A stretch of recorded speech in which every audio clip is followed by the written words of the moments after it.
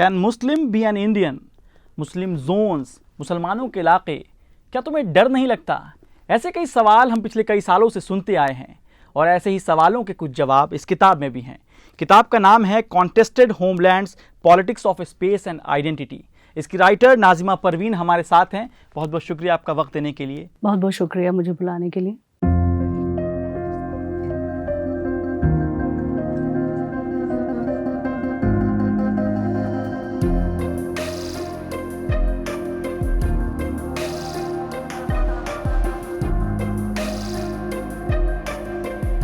किताब में शुरुआत ही हो रही है कि क्या मुसलमान भारतीय हो सकते हैं? जी।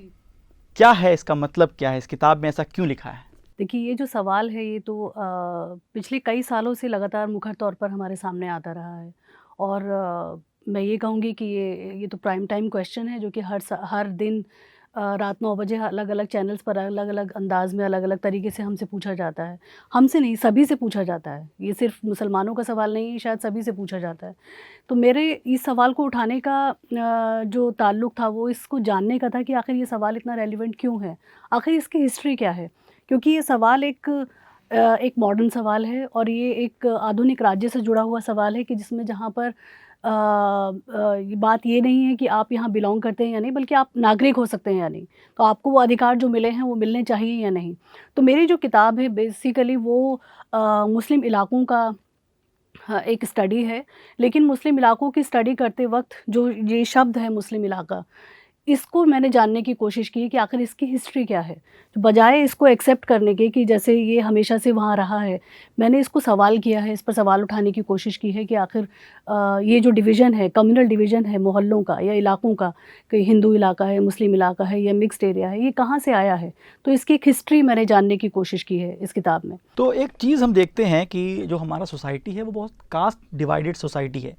उसमें ये हिंदू पॉकेट्स या मुस्लिम पॉकेट्स या इलाके या घेटो जिसको कहते हैं, ये कैसे बन गया, या कैसे इसके बारे में अगर आप बता सकें, अगर आपकी किताब में इसके बारे में जो जिक्र है। कॉलोनियल एडमिनिस्ट्रेटिव पॉलिसीज़ हैं, हम ये देखते हैं कि उन्होंने जो कास्ट या जाति आधारित मोहल्ले थे उनको एक धार्मिक पहचान दी, यानी वहाँ रहने वाले लोगों के धार्मिक एसोसिएशन के आधार पर कि वो मुसलमान है या हिंदू है, उस हर इलाके को हिंदू और मुसलमान में बांटा गया।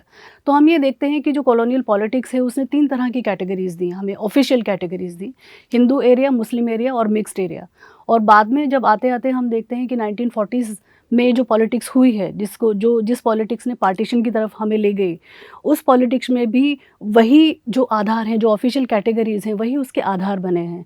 तो पाकिस्तान की डिमांड हो या हिंदू राष्ट्र की डिमांड हो या जिस तरह से हम जो पूरी पॉलिटिक्स है जिसने हमें पार्टीशन की तरफ ले गई, वो इन्हीं कैटेगरीज़ पर आधारित है।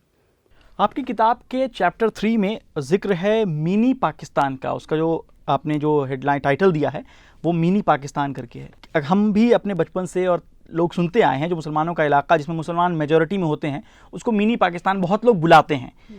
अब वो निगेटिव सेंस है मेरे हिसाब से। आपकी इस किताब में कैसे इस्तेमाल हुआ है और इसका कोई अगर हिस्टोरिकल बता सके आप एविडेंस की क्या है? वो नेगेटिव सेंस में ही इस्तेमाल होता है और उसको भी हमें उसका जो कॉन्टेक्स्ट है उसी कॉलोनियल पॉलिटिक्स से निकल रहा है।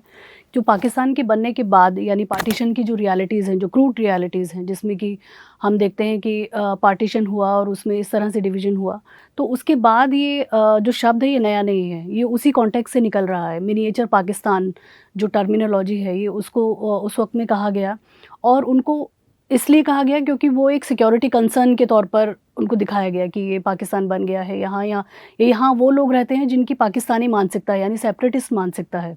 उस तरह से ये वर्ड, जो ये शब्द है, ये पॉपुलर डिस्कोर्स में आया। तो मेरी किताब के जो चैप्टर है जिसमें मैंने मिनी पाकिस्तान उसको कहा है, तो वो उसी को एक अनफोल्ड करने के लिए कि आखिर उसका इतिहास क्या है। और ये हम देखते हैं कि जो इमरजेंसी का पीरियड है जो कि 75, 76, 77 तक आता है, उस दौरान में हम ये देखते हैं कि वो मिनी पाकिस्तान जो शब्द है वो कैसे ऑफिशियल वोकेबलरी में इस्तेमाल किया जाता है, जिसमें कि ये भी जुड़ जाता है कि वो बैकवर्ड हैं, वो एरियाज़ बैकवर्ड हैं। और एंटी इमरजेंसी नैरेटिव जब ख़त्म होता है, उसके ख़त्म होने के साथ साथ ये जो इमेजेस हैं मुस्लिम एरियाज़ को लेकर वो कंटिन्यू करती हैं, जिसमें एक इमेज ये है कि वो बहुत बैकवर्ड एरियाज़ हैं तो उनको और प्रॉब्लम एरियाज़ हैं तो उनको वो जैसे हैं उनको उन्हीं हाल पर छोड़ देना चाहिए। तो हम ये देखते हैं कि एक एडमिनिस्ट्रेटिव नेग्लिजेंस का शिकार होते हैं मुस्लिम एरियाज़। और दूसरी जो इम्पॉर्टेंट बात है वो ये निकल कर आती है कि जो मुसलमान हैं वो एक्चुअली किसी भी तरह के प्रोग्रेसिव आइडिया के ख़िलाफ़ हैं, क्योंकि जो पूरा जो वायलेंस था जो तुर्कमान गेट एरिया पे या जामा मस्जिद एरिया पे उस पीरियड में हुआ, उसको रिड्यूस किया गया।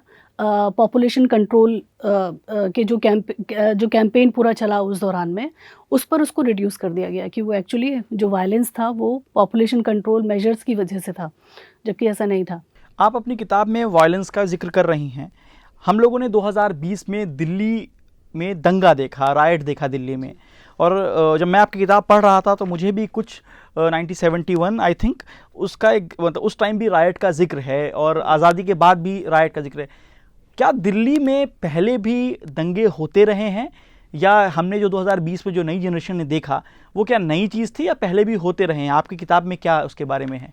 देखिए, ये बहुत अनफॉर्चुनेट है क्योंकि दिल्ली ने न सिर्फ पार्टीशन का वो वायलेंस देखा है जो कि बहुत सदी का सबसे बड़ा वायलेंस उस वक्त में था, जो कि अक्रॉस द बॉर्डर्स हुआ, तो दिल्ली ने उसको विटनेस किया। और उसके बाद हम देखते हैं कि जो 73 में जो सदर बाज़ार और किशनगंज में वायलेंस हुआ, वो दूसरा पार्टीशन के बाद दूसरा बड़ा कम्युनल वायलेंस था। उसके बाद 84 हम सभी जानते हैं एंटी सिक्रोइट हुए, या ये जो अभी जो वायलेंस है उसको भी मतलब मैं अगर अपने नज़रिए से देखूं तो मुझे लगता है कि वो जो डिस्कोर्स लगातार चलता रहा है, वो जो आइडियाज़ ऑफ होमलैंड, तो जो मेरी किताब का टाइटल भी है, जो आइडियाज़ ऑफ होमलैंड्स हैं वो लगातार कंटिन्यू करते रहे। पाकिस्तान एक एडवर्सेरियल अदर के तौर पर एक एडवर्सेरियल अदर विचार के तौर पर हमारे साथ में ज़िंदा रखा गया है उसको।